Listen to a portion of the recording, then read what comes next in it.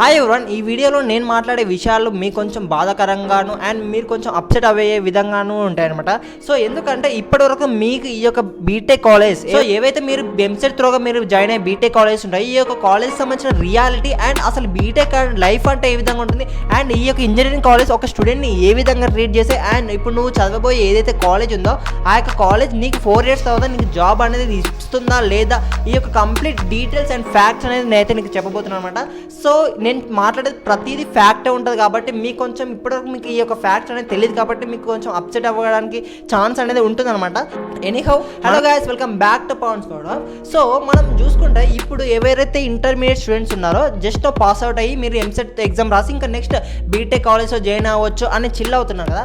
So మీకు తెలియని కొన్ని విషయాల గురించి అయితే మనం అయితే డిస్కస్ అనేది చేయబోతున్నాం అనమాట. సో ఎందుకంటే ఇప్పుడు మీరు చాలా చిల్గా అయితే ఉంటారన్నమాట. ఎందుకంటే ఇప్పటివరకే మనకు ఈ యొక్క ఇంటర్మీడియట్ జైల్ లైఫ్ అయితే అయిపోయింది అండ్ ఇప్పుడే ఎంసెట్ అనేది రాసి ఇప్పుడు మీరు రిలాక్స్ అనేది అవుతుంటారు. జస్ట్ ఒక 1 week అవుతుంది అనుకుంటే మీరు రిలాక్స్ అవ్వడం. కానీ మీరు చూసుకుంటే నెక్స్ట్ ఏదైతే బీటెక్లో మీరు జాయిన్ అవుతున్నారో మీరు దాని గురించి చాలా హోప్స్ అనేవి పెట్టుకుంటారు అనమాట. అంటే లైక్ మనకు బీటెక్ అనగానే ఇంకా మనకు ఫ్రీడమ్, కంప్లీట్ ఫ్రీడమ్ ఉంటుంది అండ్ నెక్స్ట్ ఇంకా వచ్చేసి మనకు స్టడీ ప్రెషర్ ఉండదు, ఫ్రెండ్స్, పబ్స్, పార్టీస్ అండ్ ఇంకా పిక్నిక్స్ అండ్ ఇలా చాలా అంటే మీరు చాలా ఊహించుకుంటారు. అండ్ ఎట్ ద ఎండ్ తర్వాత ఈ యొక్క బీటెక్ 4 years తర్వాత అండ్ ఇంకా మనకు ఒక మంచి హై పేయింగ్ జాబ్ వస్తుంది, ఆటోమేటిక్గా కాలేజ్ ప్లేస్మెంట్ వస్తుంది, ఇంకా మన లైఫ్ సెటిల్ అని మీరు అనుకుంటారు.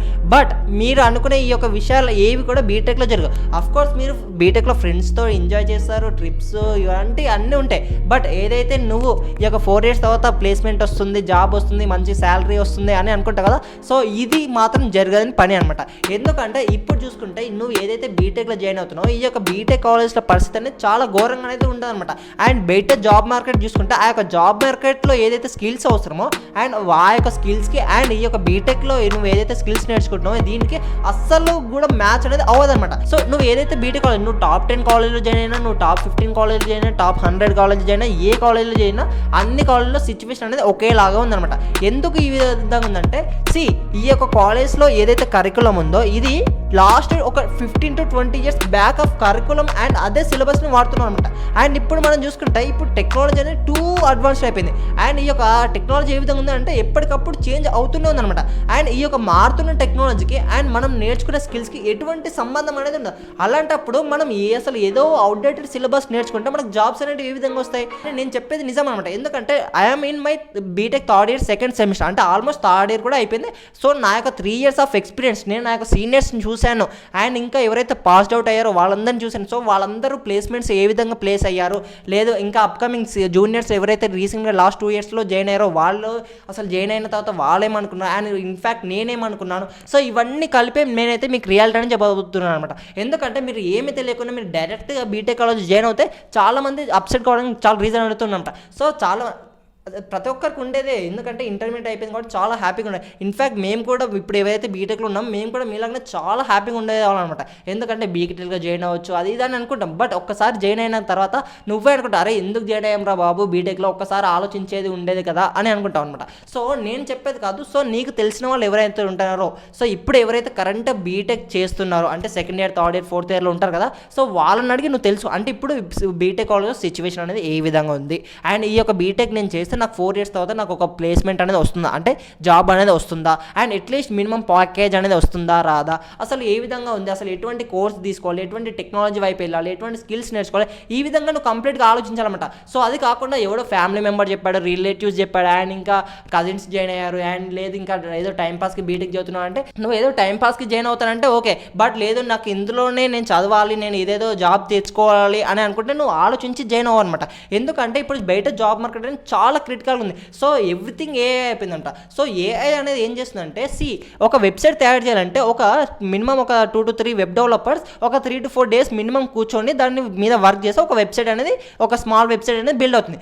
అదే ఇప్పుడు ఏదైతే చాట్‌జిపిటి కానీ బోల్ట్ కానీ ఇలాంటి ఏఐ మోడల్స్ అనేవి వచ్చాయి. సో ఈ యొక్క ఏఐ మోడల్స్ ఏం చేస్తున్నాయంటే నువ్వు విత్ ఇన్ ఒక ప్రాంప్ట్ 5 to 6 minutesలో నీ యొక్క కాఫీ అయిపోయే లోపే నీకు ఈ యొక్క వెబ్సైట్ అనేది తయారు చేసి పెడతానమాట. అంటే ఏఐ అనేది అంత అడ్వాన్స్ అయిపోయింది, టెక్నాలజీ అనేది అంత అడ్వాన్స్ అయిపోయింది. సో ఈ యొక్క ఏఐ మోడల్ మోడల్స్ అనేది నీకు ఫ్రీగా వర్క్ చేసినప్పుడు ఆ యొక్క కంపెనీ నీకు ఎందుకు పే చేసి నిన్ను హైర్ చేసుకునేది. సో ఈ యొక్క వన్ థింగ్ అనేది నువ్వు ఆలోచించాలి, అర్థమవుతుందా. సో నువ్వు బ్లైండ్గా ఈ యొక్క బీటెక్ కాలేజ్లో జాయిన్ అవ్వ. సో ఈ యొక్క జాయిన్ అవ్వాలనుకున్నా నువ్వు పక్కాగా నేను ఈ యొక్క 4 years కష్టపడతా అండ్ ఏవైతే అడ్వాన్స్ టెక్నాలజీస్ ఉన్నాయో ఈ యొక్క టెక్నాలజీస్ ఏవైతే ఉన్నాయో ఈ యొక్క టెక్నాలజీస్ అన్ని నేను నేర్చుకోగలుగుతాను అని అనుకుంటానే నువ్వు బీటెక్లో జాయిన్ అవ్వు. అండ్ ఇప్పుడు వద్దాం మనం మళ్ళీ ప్లేస్మెంట్స్ దగ్గరికి వద్దాం, కాలేజ్ దగ్గరికి ఇప్పుడు వద్దాం. ఇప్పుడు ఈ యొక్క కాలేజ్ మీరు అందరికి డౌట్ ఉండొచ్చు. సో మరి ఈ యొక్క బీటెక్ 4 years ఆఫ్ టైంలో మనం ఏం చేస్తాం బ్రో అని నీకు ఒక డౌట్ ఉండొచ్చు.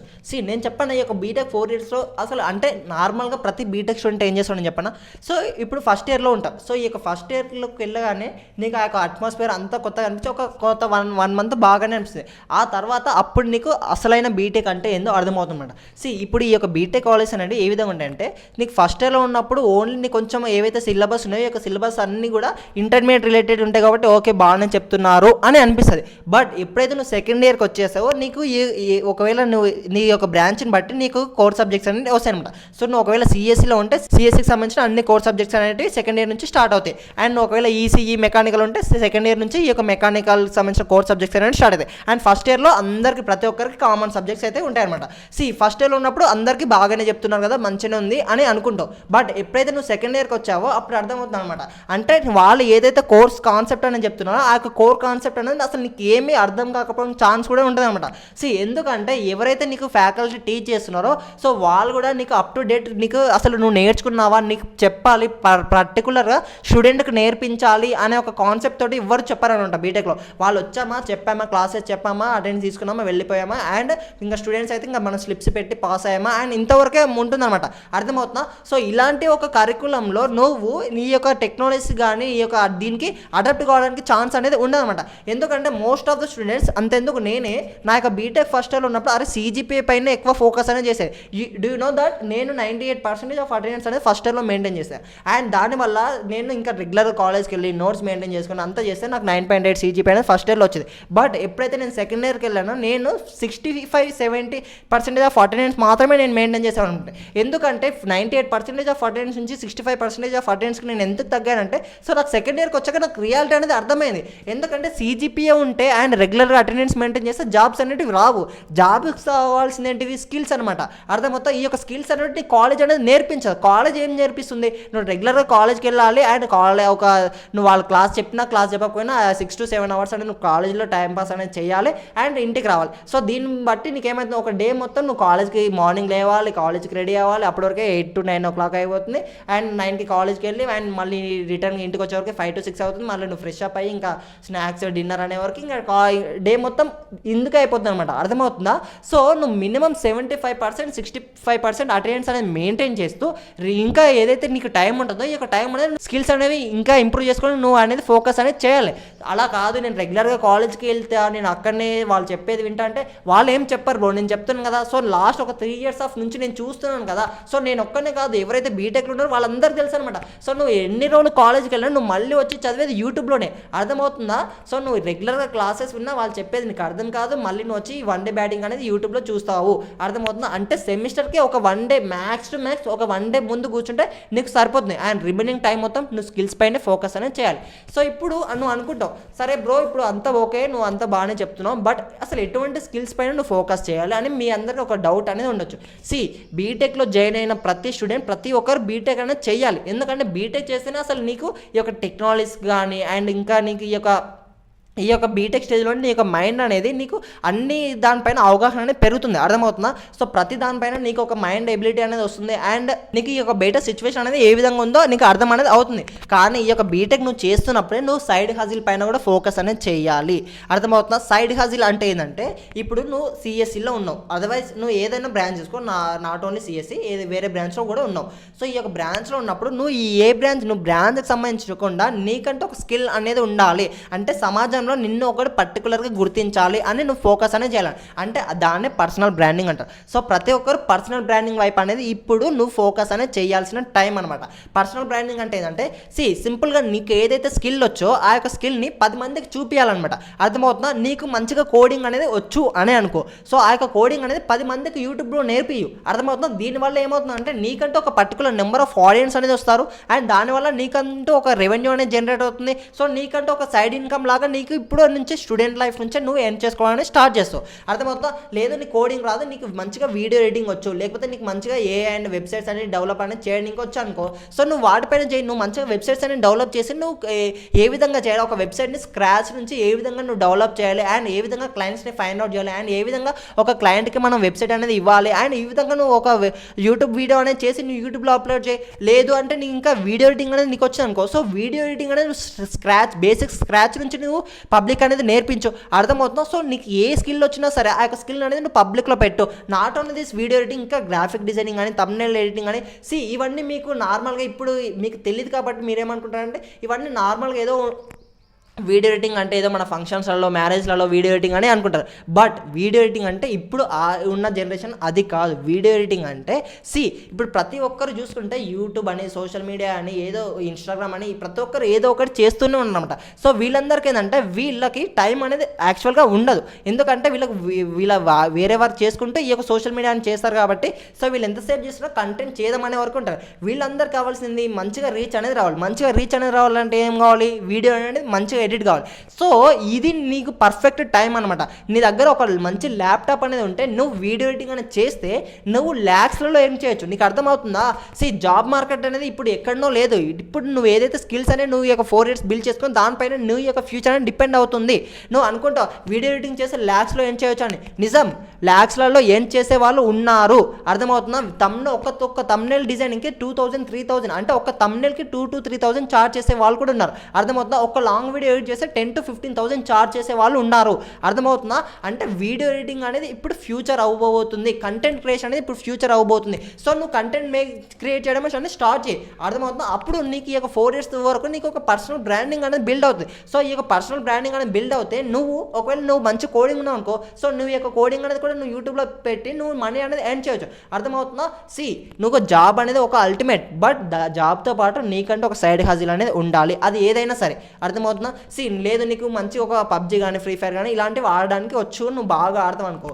ఇప్పుడు ఈ యొక్క పబ్జీ, ఫ్రీ ఫైర్ అనేది లైవ్ స్ట్రీమ్ చేసి ఎంతమంది ఏం చేసే వాళ్ళు లేరు. అర్థమవుతుందా? అంటే నీకు వచ్చిన స్కిల్ ఏదైనా సరే కానీ దాన్ని పబ్లిక్లీ చూపించి నువ్వు దాంతో మనీ అనేది ఎర్న్ చేయాలి. అర్థమవుతుంది? So this is the skill అనమాట. అండ్ ఇప్పుడు ఎవరైతే కోడింగ్ అనేది నేర్చుకోవాలనుకుంటారో సో కోడింగ్ అనేది కూడా చాలా మంచి స్కిల్ అనమాట. అండ్ ఇది ప్రతి ఒక్కరు చేయాల్సిందే. మంచి స్కిల్ అని కాదు కానీ నువ్వు బీటెక్లో ఉన్నావు అంటే నువ్వు కోడింగ్ అనేది నేర్చుకోవాల్సిందే. అండ్ మీకు ఒక డౌట్ ఉంది, బ్రో నేను అది ఇప్పుడే ఇంటర్మీడియట్ అయిపోయింది, నేను ఇప్పుడే కోడింగ్ అనేది స్టార్ట్ చేయాలా, లేదా అసలు మనకు మంచి జాబ్ రావాలంటే అసలు ఏం చేయాలని మీకు ఒక డౌట్ ఉంది. నీ యొక్క 4 years కంప్లీట్ అయ్యేసరికి నువ్వు కాలేజ్ నుంచి బయటికి వచ్చేసరికి నీకంటే ఒక చేతిలో ఆఫర్ లెటర్ అని ఉండాలి. సో నీ యొక్క బీటెక్ అయిపోకముందే నీ చేతిలో ఆఫర్ లెటర్ ఉండాలంటే నీకు ఒక ప్యాటర్న్ అనేది నువ్వు ఫాలో అనేది కావాలంట. ఎందుకంటే ఫస్ట్ ఇయర్లో ఉన్నప్పుడే నువ్వు ఈ ఫస్ట్ ఇయర్ ఏదైతే నువ్వు బీటెక్లో ఉంటావు, ఈ యొక్క ఫస్ట్ ఇయర్ ఆఫ్ బీటెక్లోనే Python, C, Java, web development and ఇలాంటి టెక్నాలజీస్ అనేది నువ్వు నేర్చుకోవాలంట.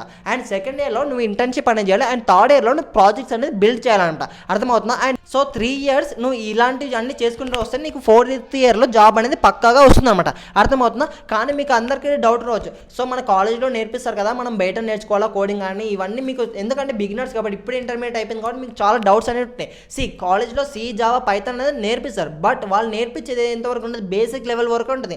వాళ్ళు వచ్చామా, బోర్డు పైన చెప్పామా అండ్ వెళ్ళామా అంతవరకు ఉంటుంది. కానీ వాళ్ళు ప్రాక్టికల్గా నీకు నేర్పించారు. అది ఏ కాలేజ్ అయినా సరే, నువ్వు టాప్ 10 కాలేజ్ అయినా, టాప్ 15 కాలేజ్ అయినా, టైర్ 3 కాలేజ్ అయినా, ఏ కాలేజ్ అయినా అంతే ఉంటుంది. అర్థమవుతుందా? సో మీ అందరు ఇప్పుడు ఏడు నేర్చుకోవాలని మీకు అందరికి డౌట్ అనేది ఉండొచ్చు అనమాట.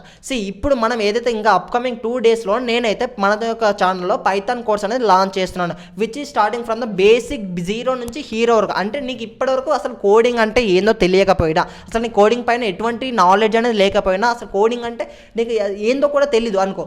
సో అక్కడి నుంచి 0 నుంచి బేసిక్ లెవెల్ నుంచి అడ్వాన్స్ లెవెల్ వరకు ప్రతిదీ నేనైతే నీకు ఫ్రీగా యూట్యూబ్లో చెప్తాను అనమాట, ఇదే ఛానల్లో. అర్థమవుతుందా?